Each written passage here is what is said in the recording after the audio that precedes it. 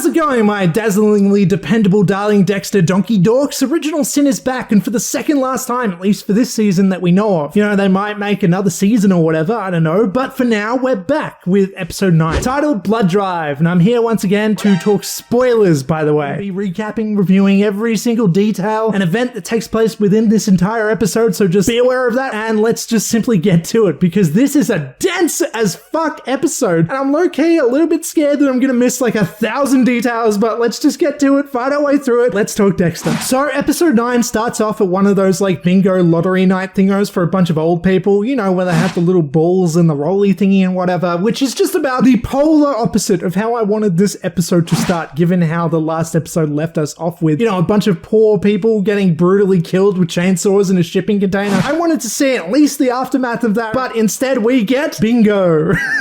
But if we do wait about 3 more seconds or so, to be fair, it is a little bit more interesting than I'm letting on, because who's in attendance but Brian Binding Ice Truck Killer Moser, aged early 20s in the 1990s. Brian Binding Ice Truck Killer Moser is on his way to potentially looking for an ex-victim. He points out to an old lady who's also in attendance playing bingo that she missed one of the bingo numbers, and they kind of hit it off, and by hit it off, I mean she's vaguely charmed by the young guy who's there for some weird reason. Anyway, so she introduces herself as Barb and he Brian, and the show kind of plays a tiny dramatic beat here where we get actual audio-visual confirmation that this is Brian Moser. Like we've been saying for weeks, we kind of already knew this, but it is nice to get that little bit of confirmation, you know what I mean? Anyway, Barb goes on to win bingo. Wowee, let's all celebrate, I guess. You know, a bingo game isn't exactly what I want in a Dexter episode, but hey, Brian's there and he's up to no good, obviously.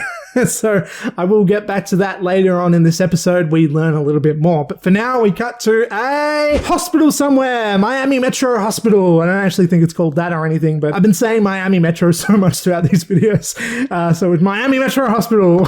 It's a hospital somewhere. Harry and LaGuardia barge into the emergency room here, asking after Bobby Watts, following the pretty much massacre that took place last episode in that shootout at Dodgy Gun Gnome Guy's house. Batista, who's already there, tells them shit's fucked, basically, in a much more poetic and normal way than that. That's just the way I speak. But he goes on to tell them that Bobby Watts has had massive blood loss and is just in surgery. They're waiting on updates, so they don't really know much more at this point. We also learn that Bobby Watts' wife, Missy, also exists. I doubt that that matters, but they named someone, and to hell if I'm not noting down a name that I hear in this show, just in case it happens to come up later for whatever reason. Bobby Watts' wife's name is Missy, so if she turns out to be a serial killer, which is obviously not where this is headed, but if it does go that way, I know that her name is Missy. Anyway, still at the hospital now, LaGuardia takes Harry aside to have a private conversation as she asks about the Brian Moser file that she found in the last episode. Wow, confronting him almost immediately. I'd almost be impressed if I didn't know that that's exactly the type of woman that Maria LaGuardia is. Harry then lets up immediately. He basically tells her everything, barring the details involving Dexter. This scene kind of makes me wonder why we're watching this entire prequel series to begin with, though, as we might as well just be watching Harry tell us the events that we already know. I'm kind of taking the piss, but I do kind of hate scenes like this where it's like they don't, you know, glaze over the details or whatever as a character is telling another character things that we already know. Like, I don't need to watch Harry say things that we know already. It's a waste of time. Anyway, he finishes his short speech off by saying that he's also always wondered what happened to Brian, which is a strange detail to me, as we know, because he's basically the one who disowned Brian to begin with and set him off on a life to live alone. And I've always found that decision to take Dexter but not Brian to be so odd in terms of practicality and pretty mean-spirited, even if Brian was a fucked up individual. Like Dexter, he needed help, and clearly based on him going on to murdering a bunch of people, he didn't get it, at least not sufficiently, and that's basically all because of Harry, really. We do then go on to find out a little bit more about how this plays out later in the episode, but I'll get to that later. I should also point out, though, that this scene is adding up to a common fan theory that's been going around, that it's possible that Brian is the one who killed Harry. Him wanting to take revenge on Harry for what happened to him does make sense. I don't really want this to be the case, though, as I think it's better narratively if Harry's death is partly Dexter's fault as well as his own, but this could be where it's headed based on this, and I don't think that that's such an insane fan theory after this episode's done. Anyway, I also question whether or not LaGuardia knowing this information about Brian Moser breaks continuity or not. I guess maybe it's possible that she forgets details about specific names that Harry told her once in the 90s, but it's still something that I feel like she shouldn't know going on into the original series. It's just kind of an odd decision in my opinion. But Harry tries to basically explain it away by saying that this is a personal matter. You know, he blames himself for the death of Laura Moser her because of their affair and whatnot, which he confesses to her as well. He says that this is a personal issue regarding the Brian Moser file and says that it has nothing to do with their case. She doesn't quite buy it, but it's a nice try, Harry. After discussing it though, he even finishes their conversation by describing Brian as such a sweet kid. Harry, you dirty stinking liar. What the fuck are you talking about? We now enter the classic period of time known as flashback time! It's flashback time! Once again! A very early flashback time, by the way, in this episode, only 6 minutes in, which is really only 3 minutes in, given the recap and intro also add up to about 3 minutes themselves. So early flashback time! Flashback Harry tells a flashback Aaron Spencer, who I don't think we've seen in a flashback before, looking basically exactly the same between the 70s and 90s, just by the way. But Harry informs Spencer of what's happened with his PI, Laura, that she's likely missing and that it has something to do with Estrada, but also that the case has been compromised due to his affair with Laura, which is the second time Harry has informed to another cop character of his affair with Laura in about 20 seconds. About 20 years of actual narrative time, but 20 seconds screen time for us, the audience. He's just confessing left, right, and center all the time. It's like, what's next? Is he gonna go into the ER and just tell Batista, like, hey, you know that Laura chick that died 20 years ago? I fucked her.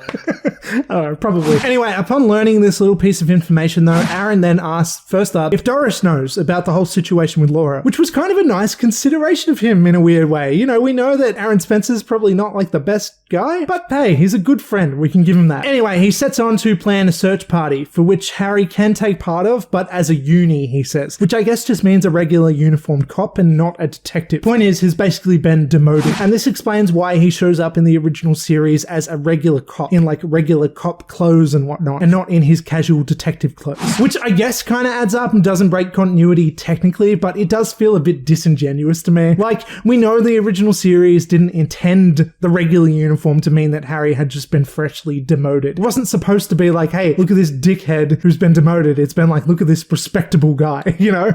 It was kind of just because this prequel was trying to change the details that it wanted for the majority of the show, but still hiding neatly away into continuity when it needed to by this episode. It's fine and makes sense, but I just always loved the scene of Harry finding Dexter in the original series, and the rest of the season has kind of already broken that a little bit for me, no matter how it played out in this episode and explained why he's wearing a regular police uniform at all, really. Like, that's not what he normally wears, even though the original series, they pretty much suggest that. It's also a little bit funny to me that Harry looks kind of more respectable in his police uniform, like a high-ranking officer or something like that, when in actuality the show is trying to portray it as a bad thing. Even if that is realistic in how it works in real life, where, you know, the higher-ups get to wear their casual clothes and whatever, it's still a little bit funny to me. Anyway, so the cops all show up at the docks with Spencer announcing the mission to everybody. They're looking for a woman and her 2 sons aged 7 and 3, but instructs everyone that they can't just go sniffing around any container they please. They need probable cause and signs of life within the container to justify checking. Doing it by the book is the right thing, but obviously, like, timeliness-wise, it's probably making them freak out and, you know, thinking that it's gonna cost Laura her life to begin with. As we kind of already know, the killers are long gone, so it doesn't really matter, but it's still like this frantic search where they're like trying to really, really hurry, but having to kind of do it the right way, which is like constantly frustrating. The camera does like this cool zoom out in like a drone shot as well to show us like this absolute ocean of shipping containers, showing just how unlikely it is that they're going to find them, at least in time. And if that wasn't obvious enough, just by the way, we also get a random line from some random cop that we don't know, muttering to himself about how there's no fucking way they're going to find them in all this, which just happened to be directly behind Harry, who angrily grabs him and insists that they will. And I don't know, that just felt like a very TV show moment, if that makes sense. Like, who is this guy? I don't know, it's just kind of a dumb moment to me. Anyway, nighttime falls at this point, which is a bad indication because I distinctly remember that the flashback in the original series where Harry does find Dexter is set during the daytime, suggesting that they spend all night there, and in fact, as we learn later on in the episode, that 2 days later, they're still searching for them. So obviously things didn't go quite to plan, and it took a fucking long as hell time. We then get the iconic flashback moment that we've all been waiting for though, starting off with a shot of the gravelly road as old-fashioned police cars are surrounded by shipping containers before a cop shouts from afar about having found something. She's heard signs of life within one of the containers, to which Harry immediately breaks the lock open with a pair of bolt cutters, only for a sea of blood to flow through their way to their feet. Facial reactions show us how horrible what they're looking at is before a child's voice from the deep darkness within asks for help, and we get a shot of the iconic pool of blood which Dexter's dark passenger was born in real time. Harry runs in and picks up Dexter, basically leaving Brian in the corner alone, like, oh my god, what a fucking dick. Harry's such a dick to Brian. I just can't.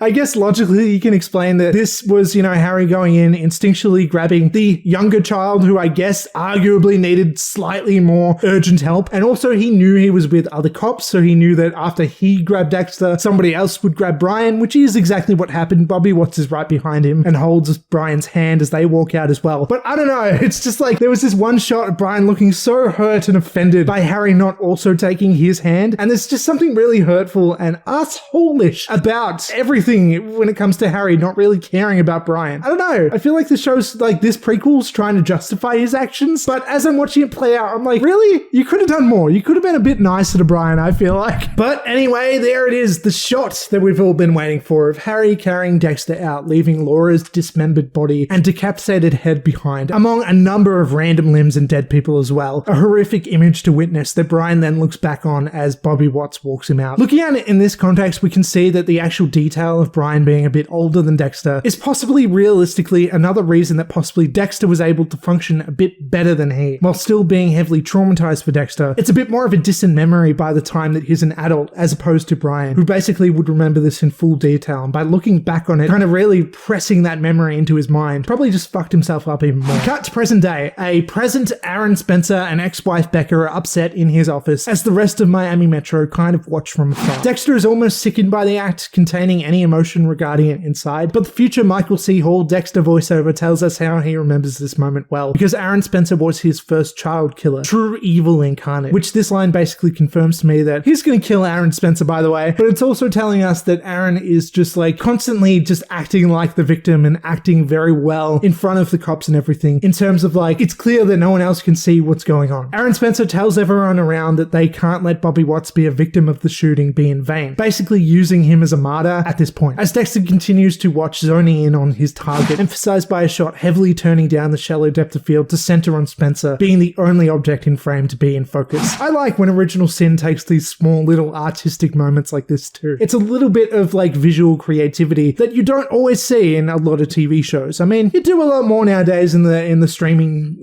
era, but I don't know, it's still something to appreciate where it's like, oh yeah, TV shows are cinema basically at this point. And little shots like this just really emphasize that a little bit more to me, where I'm like, ooh, pretty.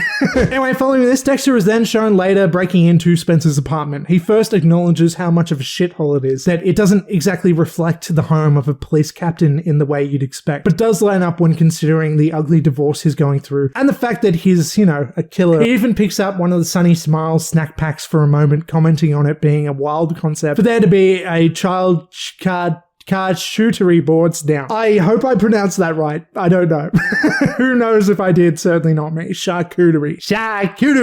After some snooping, Dexter finds some damning evidence that Spencer and Harry were on a police bowling team together at some point. He also then sees pictures of Nikki around the apartment, which he then takes for his kill room setup. That is before Spencer arrives home and Dexter gets his M99 needle out, ready to go to business. Only problem is, though, that Harry is also in attendance, having joined Spencer for the night to have a couple cold ones or whatever. And so basically following that, Dexter, legs it. He gets on the hell out of there after a close call of Spencer almost catching him in his bedroom. The next day, back at the Morgan household, Dexter then asks Harry how the NHI serial killer case is going. They then get vital information that Harry's the type to pour the milk into his mouth from the bowl when he's almost finished eating cereal. It's very important characterization. Anyway, Harry then tells Dexter he doesn't think that the bodies from the case is a serial killer after all, believing the victims to not be connected. A lie.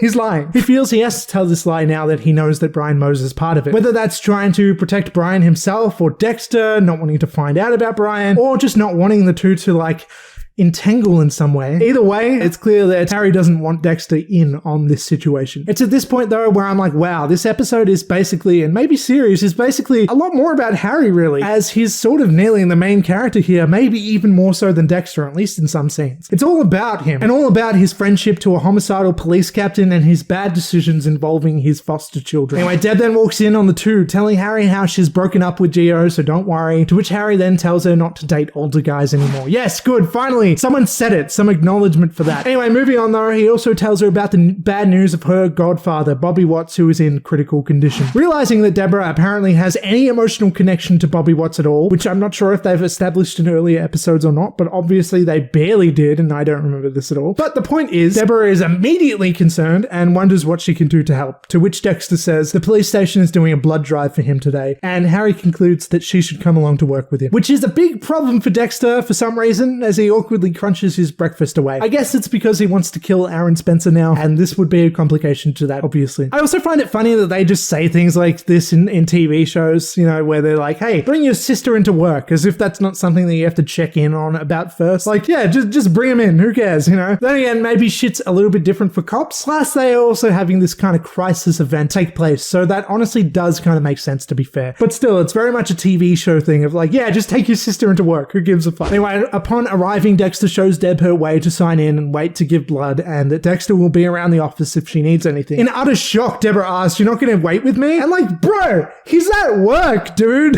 Like, he says he has work to do, which is a pretty fucking fair, perfect excuse when you're literally at work. Of course he's lying and he's not actually going to be doing work and he's going on his own personal shit, going after Aaron Spencer or whatever, but she doesn't know that. Anyway, doesn't matter though, because in the middle of looking through the evidence and finding that his theories that Nikki is likely still alive and tracing a fingerprint on the dodgy yellow bag from the last episode, gambling addict Tanya Martin, knowing he studied medicine, tells Dexter to go take blood from the large line of people in the middle of their office, which is hardly moving at all. She basically just wants to get shit moving, but for Dexter, it's distracting busy work. You know, his job.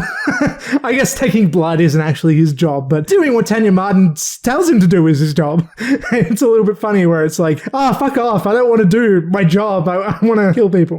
But I guess same can be said for me and making videos or just playing video games or whatever. I don't want to do my job, I want to do fun shit. For Dexter, fun shit's killing people. Anyway, we then get a montage of Dexter taking blood from various people throughout the day and giving cookies for like sugar afterward, and generally being annoyed about having to do this instead of murder, which is what he wanted to be doing. Don't you hate when that happens? This is before Aaron Spencer himself walks in to also give blood, and Dexter extremely creepily compliments his nice veins and strong heartbeat and whatnot like a weirdo. It's kind of like this weirdly intimate moment between the two, as Dexter kind of flirts with the idea of just killing him right then and there. Dexter also informs him of his finds that Nikki is likely to be alive, to which Aaron Spencer acts glad about, and Dexter acknowledges to us, the audience, that he's a better actor than he is even a cop. Dexter then quite viciously takes the needle back out of Aaron's arm, giving Spencer a quick surge of pain to pretty much just fuck with him for a moment. I hope you do a better job with the cold cases I assigned you with than taking blood, he says. And Dexter finishes their convo by saying that he's looking into turning the corner on a big case and that tonight could even be the night. What a smart ass. Anyway, Dexter then gets a final person wanting to contribute to the blood drive, Clark, who says he wants to give blood but can't because he's tested and hasn't been confirmed yet, but is looking like he might be positive for HIV. His wishes around the office is to look like he's contributed to save face, but not actually contribute if he has HIV. Obviously, that wouldn't be a good idea, because everyone around him, he thinks, is starting to ask questions. To which Dexter says, I've got you. And the two will cover Clark's non-giving blood tracks together by having Dexter take his place, but noting Clark down as the one who's given the blood. What a good dude Dexter is for helping a buddy out. It is before Masuka walks in and basically guilts Dexter into also giving blood. You know, again, obviously not knowing that technically he already has. Dexter might be a bit too dizzy to kill Aaron Spencer tonight now. As things go though, he's still going to give it a go anyway, as I'll get to a bit later in the episode. Upon being left alone in the office now while all this is going on with Dexter though, Deborah is basically just dicking around Miami Metro. She approaches LaGuardia for the first time, their first meeting, randomly, and introduces herself for like no real reason, and it's kind of hilarious how immediately they don't get along when we consider their relationship in the original series. Deb is just straight away annoying to her when she says a case that she's working on is like Silence of the Lambs, and is basically just nosy and wanting to see everything and learn stuff. Deb then talks to Tanya Martin though for a brief moment too, who she gets along with much better. The two connect over their love of sport and being like bad bitches, girl bosses, you know. And it's here where we see for the first time, following all her grief, that this is kind of her true calling, and she has an actual strong interest now in the police force currently surrounding her. As she kind of looks around, she's starting to get inspired, and it's kind of like this nice important moment for the character as we know where she goes on in the original series. Upon arriving home later that night though, Deb gets a message on the Morgan's answering machine telling her that despite her recent trouble at school, the FSU, which I've learned by many comment from previous videos, is the Florida Seminole University. Oh, God, I fucking hope that's right, because I keep getting it wrong. Anyway, it's a college in Florida, and this college is still interested in giving her a scholarship, despite all the trouble she's been into lately. Deb's very happy to hear this news, but obviously it's going to give her kind of a tough decision now that she's kind of just immediately fallen in love with police work and stuff within just this episode. It's kind of like this, obviously it's kind of this complex decision that she's going to have to deal with in the next episode and possibly next season if they make it, which will obviously all kind of fall fall into place when Harry eventually dies, whenever that actually happens to be, whether that's in the final next episode or, again, next season or whatnot. Obviously, that decision is going to kind of be affected by exterior situations. Anyway, cut to LaGuardia now showing up to the file room asking Camilla for the Estrada case from 1973. Obviously not just taking Harry's word for it, as I was saying earlier. She's gone in to check it out for herself and take a bit of a snoop. Upon seeing that she's taken this specific file though, Camilla tells her that once LaGuardia's done, she can leave it for Camilla to refile to save her the trouble. Really, we know that like she knows shit's up, and whatever she's going to do there, she's probably going to find out what LaGuardia knows and that kind of thing. Because if we remember, Camilla is the one who struck evidence of Dexter from the record to begin with. So as soon as LaGuardia leaves, she calls Harry to tell him that he was right about her showing up and looking through this file. Obviously, they've been talking about it and expecting this. Harry's been paranoid about any information being public, to which Camilla says something very interesting, that Brian went to the Tampa mental facility very soon after he left Harry. This is very important new information. Harry did take in Brian Moser as well as Dexter early on, but obviously something went wrong along the way. The scene ends with Harry looking at a note about Brian describing an obsession with his brother, where basically he's going on expressing how Dexter needs him and all this stuff, where it's like he feels like he's a protector of Dexter to the extent where he kind of does it a little bit too much, if that makes sense, in an unhealthy way. Before dropping us once again into another flashback! That's right, it's flashback time! And here, flashback Doris and flashback Harry are looking at fostering Dexter and Brian. A caseworker whose identity I'll get to in a sec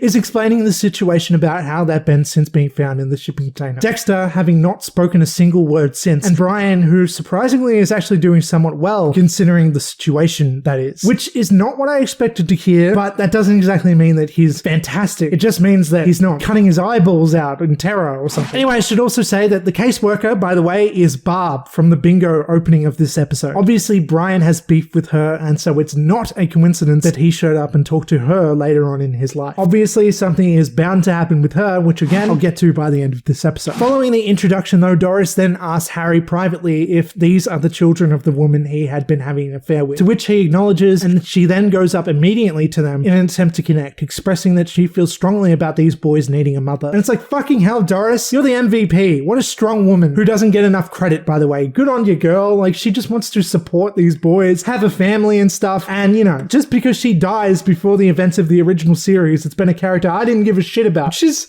a good person to Harry and Dexter and stuff. Good on you, Doris. Anyway, further on in the flashback timeline though, we see Brian being a pushy little fuck. Look, even if I had sympathy for him before, when he was still in the shipping container, that doesn't mean that he's not a frustrating little shit now. Basically, he tells Doris that she needs to make Dexter a sandwich, like right fucking now. A little sexist too, I guess.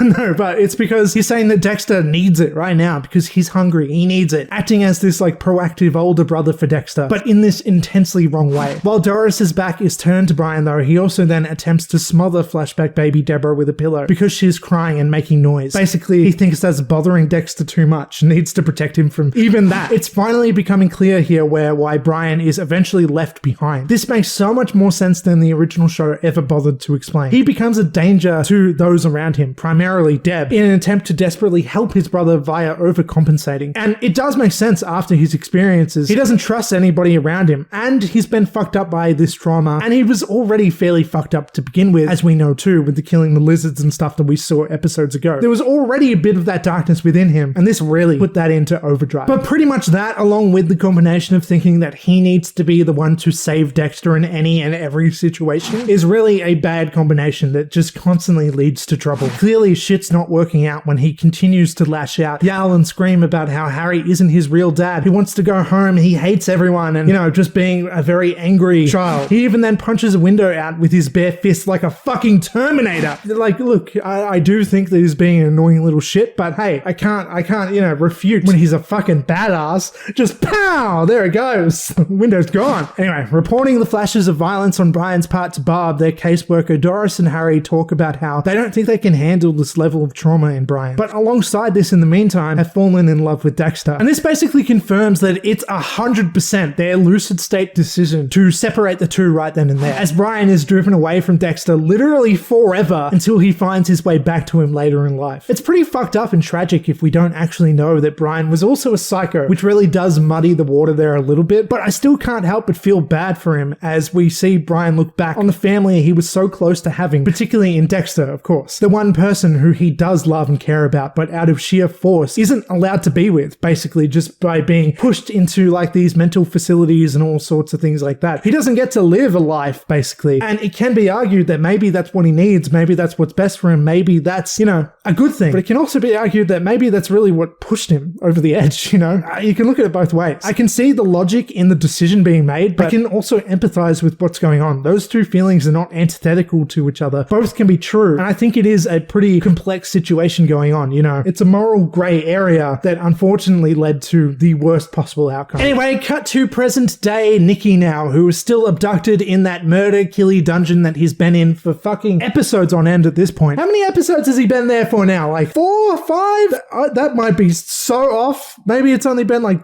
2 or 3, I don't know. You'd think I would know going on about all the details like every week going through these videos, but shit blends together for me. I don't know. Anyway, someone approaches the room that Nikki is in as he pleads to this assailant that he knows is his father to please let him out. Aaron Spencer then takes his mask off and looks at him through the sunny smiles giving slot in the door, telling Nikki that he hasn't done anything wrong and that it will soon be over. Yeah, buddy, and maybe your life is going to be over soon too. We'll find out soon. Anyway, cut to LaGuerta approaches Harry telling him that she's checking on recently released patients from the Tampa mental facility and is following up on them, given their whole NHI case and the person who killed Paul Petrie. She still does have to investigate that, even despite the whole Brian Moser situation of it all. She's on the potential move to getting to Brian Moser though. Clearly she has suspicion there, which is like kind of an uh-oh for Harry. It's here where I realize that Harry must also be particularly worried about Dexter finding out about Brian right here and there too, where if he looks into the evidence in the police investigation photos from the NHI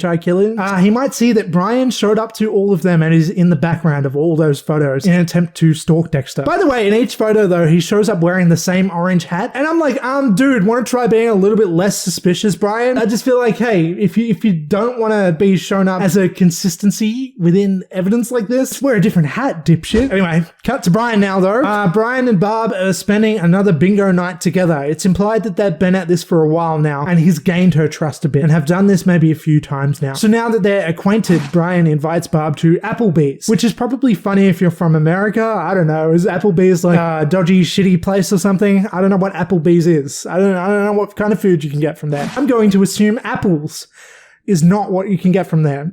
Anyway, so the two head off to his very isolated van before Brian goes on about how life is all about unrequited desires, about how he wanted to spend his life with his brother Dexter, but that unfortunately that opportunity was taken away from him. Barb then immediately realizes who this is before he attacks her, chucks her in the back of his van. It's clear here that Brian is taking revenge for those who fucked his life up the way he sees it. And basically, yeah, it can be argued, I guess, that Barb is kind of guilty of doing that in a way. I don't think she had evil intentions or anything, but she did take a certain part in making his life go down a path that he didn't want it to. And when you're a crazy psycho killer person, that's enough to justify you wanting to kill a person, which adds up. It makes sense. It's not justified, but it makes sense. My only issue with this is that it kind of fucks up season 1 of the original series a bit, because if Brian had been killing all the important players in their case early on and never actually approached Dexter personally, why did he wait like another 15 years or whatever to then tease his identity with Dexter before meeting him finally with further NHI case kills of low-risk victims like prostitutes and whatnot, going on as far as into season 1? I don't really understand why he waited that long, especially if he was so obsessed with his brother and wanting to reunite. And I also don't really understand why, yeah, like I said, he'd go back to just killing prostitutes and people of low risk like that. He's killing people who directly have to do with like his personal life and his case here. And so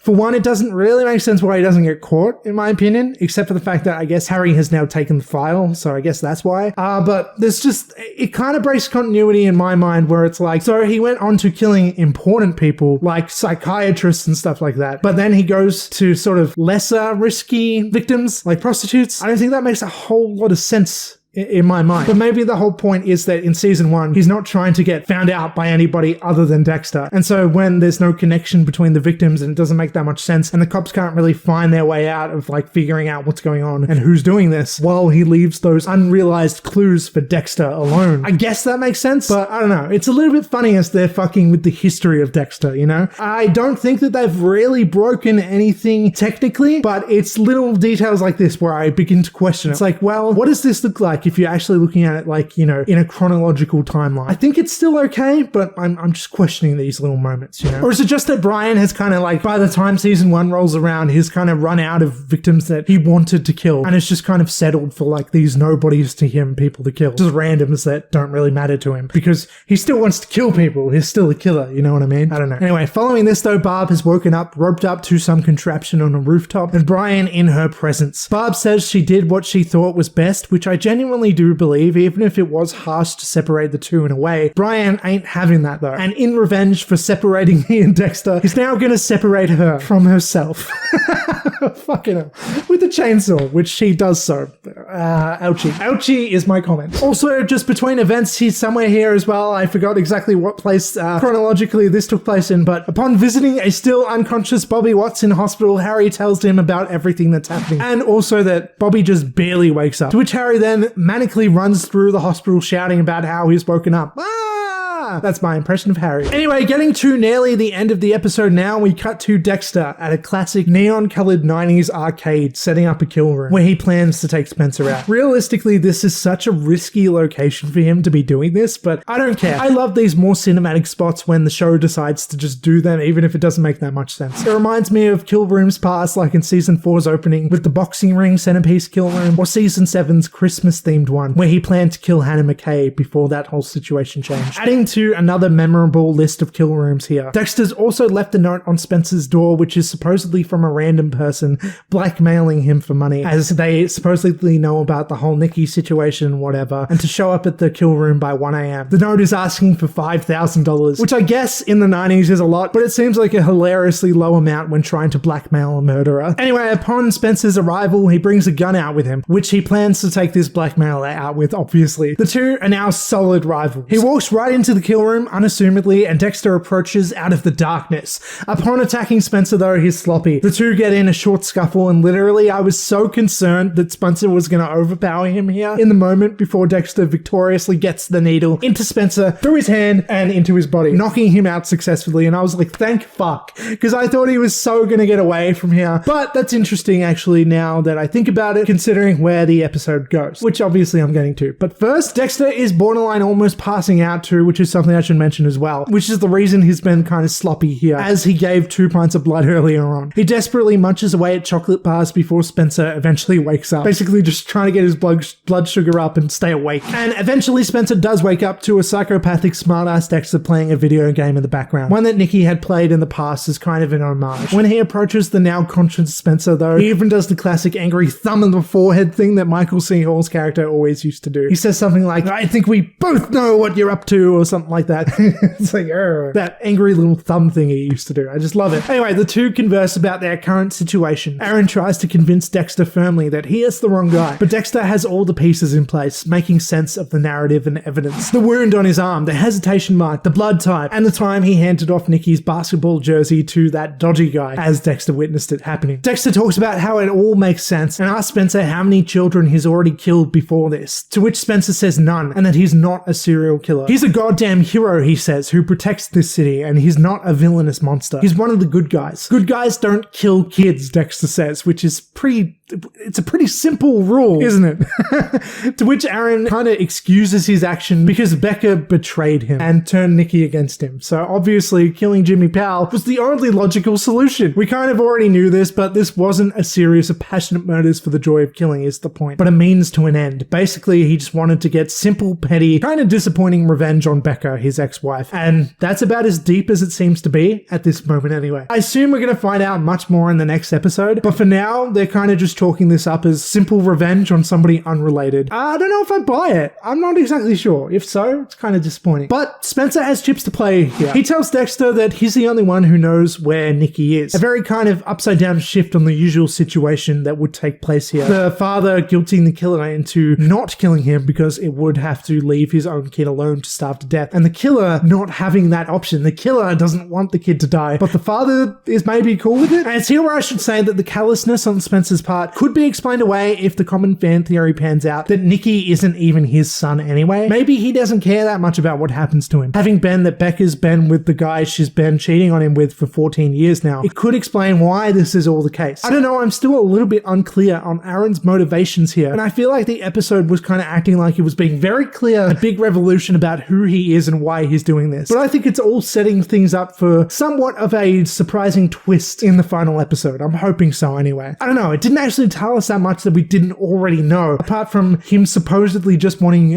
revenge, and that's about it. That's as deep as his motivation goes. It doesn't make that much sense to me, and I hope that there's more to it. I hope they explain what he's doing. But I do like the moment where Dexter kind of acknowledges that one bad situation, one bad moment with his ex-wife and whatever else that's been going on is enough to push somebody over the edge, and basically is enough to turn somebody into a monster, which he says is a sobering realization when it comes to people that he has killed and is going to kill. Like, not everybody is just a straight up villain from birth to death. Some people have a bad thing happen to them. Like, it's the whole Batman killing joke thing with the Joker. It's one bad day. You're one bad day away from being the villain or whatever. It's just kind of an interesting concept that always resonates with me. Anyway, in an attempt to torture the information of Nicky's location out of him, Dexter then cuts Spencer's finger off, like he'd done so to Jimmy and Nicky as well in the past. Kind of like this nice little, like, eye for an eye, finger for a finger kind of situation. Dexter then fucking leaves, saying he's gonna leave and let Spencer think about what he's done. And when he gets back, he better be more forthcoming about Nicky's whereabouts. As soon as Dexter exits the room, though, Spencer begins breaking out of the plastic wrap and escapes. This to me was clearly done on purpose, though, as just before this, Dexter clearly, pretty intentionally cuts into the plastic wrap, leaving a clear vulnerability. And I think this was always part of the plan, even before they even got to this arcade kill room. Dexter had to find out where Nicky was, one way or another, so it does make sense. But this is, of course, quite a risk in between these moments to give away his identity to Spencer and letting him go before hopefully getting back to Nicky and being able to kill Spencer in the process. Anyway, upon Spencer driving away, though, Dexter is already waiting in his car for the chase. Obviously, this was planned. Obviously, this is just so he can have his cake and eat it too, by saving Nicky and killing Aaron both at once. And the episode closes out with Dexter on the move. And basically, we get a promising little situation where shit's gonna go down and he's gonna kill Aaron Spencer by episode 10, which is something I've known for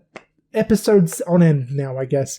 Not an issue, but I'm just saying. Anyway, so episode 9 was heavy on the lore side of things. Clearly, this series has become as much about Brian Moser as it is about Harry and Dexter themselves at this point. A heavy hitter there, despite not actually being in the original series that much, you know. He's only in season 1, but big fans of the show and the Ice Truck Killer himself are going to be very happy with this one. Now, I do have to point out that I've been looking through Dexter fan groups and whatnot in the weeks while this show has been on, and there is a strong love for Brian Moser, and I gotta say, I don't get it. He's a great villain for a season, but there are lots of people out there who seem to idealize him and wish that the show was about him and maybe not even Dexter himself. Some people wish that season 1 ended with Dexter killing Deborah and going off on a killing spree with him for the rest of the series, which is just a crazy opinion to me. It's not just killing that makes Dexter a good, interesting show. It's the moral complexity. If he just turns into a random killer killing fucking anyone, where's the fun in that?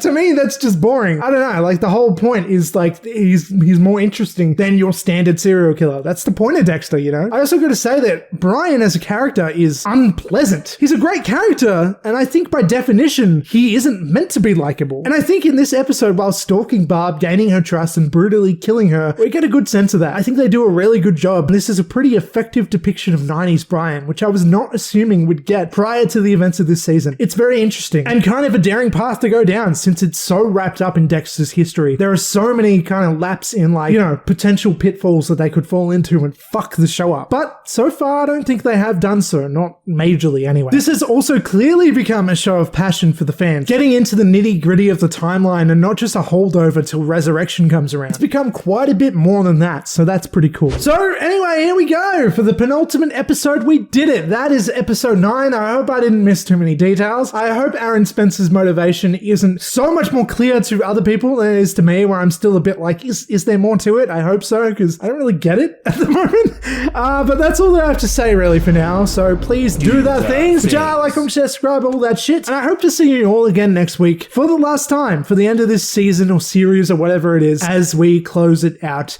And, end Original Sin, at least season 1, like I said. So thank you for watching, and I don't know, I'm outie. Let's watch the last one next week. Goodbye.